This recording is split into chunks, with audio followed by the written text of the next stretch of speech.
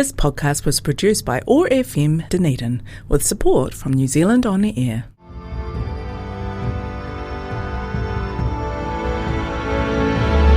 Welcome to 7 Wonders in 70 Minutes, a podcast series based on the book Wanderlust, written by Julie Woods, that's me, illustrated by Ron Esplin, that's you. Hey, hello. In these 7 10-minute episodes, we are going to visit the 7 wonders of the world through the paintbrush of Ron Esplin and the sensory diaries of that blind woman, Julie Woods.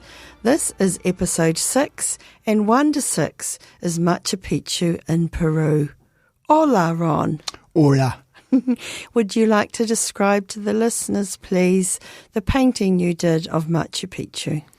Yes, well, we're very high up in the Andes in Machu Picchu, and it's a place that I wanted to visit for years and years. My mother and father had been before me, and they said it was one of the most amazing places to go to. And indeed, they were right. But to paint it, that's another story. And in fact, the walls are, you can see how ancient they are, that they've been built without the use of concrete and cement and so on. That is blocks of stone that are intricately placed together in such a way that you can hardly see the join. It's an incredible piece of engineering, and they still wonder at how it ever happened. The mountains that surround the area of Machu Picchu are something that are of great interest when you're painting it.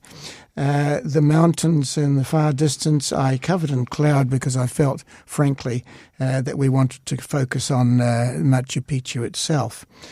At the time we visited, it was full of people, and I have removed all those people and replaced them with llamas. So you have a lovely, peaceful scene of grass surrounded by the citadel that is Machu Picchu. Every day I am away, I write a sensory diary of one thing I smell, hear, taste and touch. My sensory diary entry for the day we visited Machu Picchu in Peru, Saturday the 27th of September 2014. Smell, cigar smoke.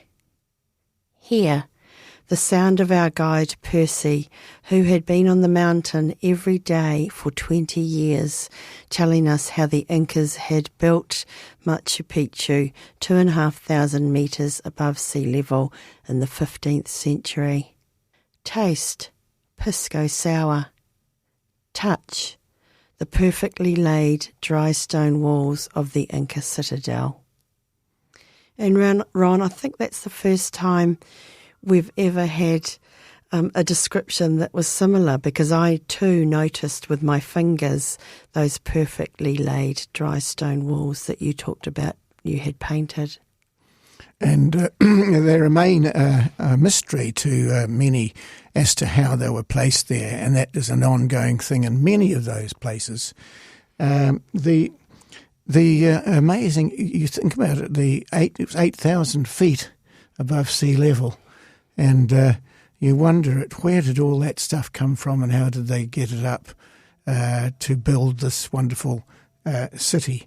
And it was a functioning city in the time. They were growing their food and so on. Some say that it was actually a holiday retreat, but you can't know because it was really rescued from the undergrowth of the jungle, which had actually concealed it from view for thousands of years.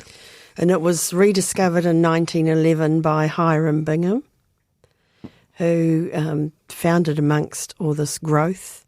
And what an amazing thing it's another wonder, isn't it, discovering it?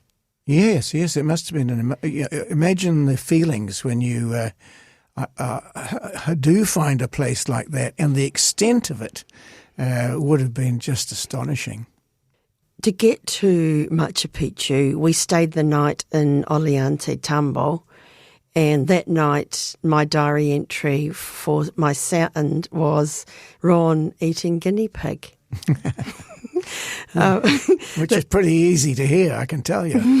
Exactly. It was deep fried guinea pig, I think it was. Yeah, and snap, crackle, pop. And the sound also was the toot-toot of the train that we caught from Ollantaytambo up to Aguas Caliente, which means hot water. And from there we took a bus. So just another reminder that it's getting to the wonder that is as much of a wonder sometimes than the wonder itself. Indeed, we took a train to get there to Ollantaytambo, and they had a continuous show all the way. I can't remember how long it took, but they had fashion parades, and we had a meal that was extended all the way through. You know, they'd bring out another course for the meal, and in between entertainments. There was a band on board that played Incan music, and it was just a wonderful, joyful trip, wasn't it, despite the fact that the scenery around it as we went was spectacular. Well, I think Peru Rail, if anyone hasn't been on it and wants to go on a great train service, I'd have to say it is a wonder of the world in itself.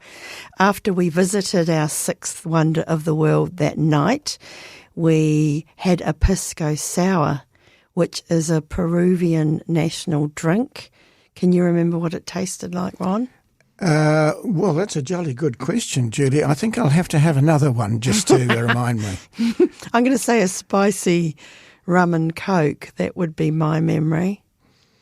Well, I'll go with that, but I think we really do need to have another one just to remind ourselves. I wonder if you can get them, and if you can, we'll have to Google it and make a cocktail to remind us of what they were like. But of course, drink and food and tastes and all those different sensory experiences is how I see the wonders of the world. And for me, that is another one of those. The cigar smoke, you may wonder where that came from. It was an American man smoking a cigar outside the hotel restaurant that we went to. That's where that came from.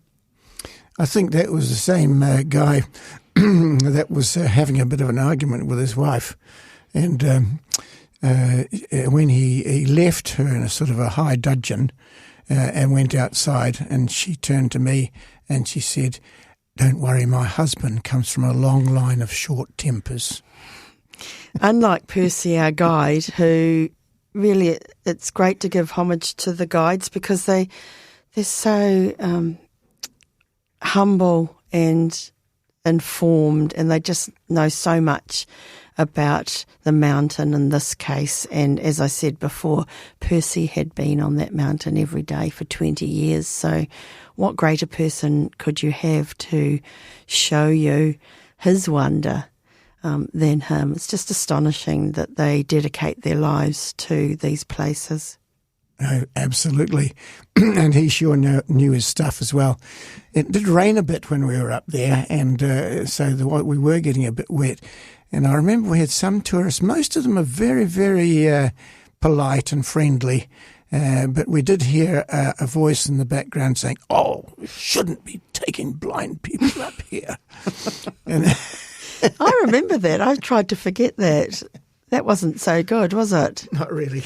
No, but as you say, they are contrasted by the amazing people that you meet. I mean, it was built in the 15th century, so accessibility wasn't really a thing back then, but given that, it was probably surprisingly accessible, and I guess I do take longer than most people to get down or up some stairs, but anyway, that's just the experience that it is sometimes. Absolutely. And did you feel the llamas at all? They'd be wet, I don't think I did feel the llamas, but I heard about the llamas. Yes, they say they spit at you, but they wouldn't spit at you, Julie. Of course not. Gracias, Ron. You've been listening to 7 Wonders in 70 Minutes with Julie Woods and Ron Esplin. To contact Ron, you can email ronesplinartist@gmail.com or me, Julie, at thatblindwoman.co.nz. This is episode 6 of 7. We look forward to you joining us for the final episode next time, and gracias. I'm that blind woman, Julie Woods, proud sponsor of 7 Wonders in 70 Minutes. The World in 360 Minutes is a sound project containing 36 10-minute episodes taking you across the globe. We started with the first series, Around the World in 80 Minutes, and then 7 Wonders in 70 Minutes. In these podcasts, we explore what we see when we travel, me through my 4 senses and Ron through his paintbrush. You can check me out, That Blind Woman Julie Woods, at thatblindwoman.co.nz or ring me on 021 913 513. Why not? This podcast was produced by OAR FM Dunedin with support from New Zealand On the Air.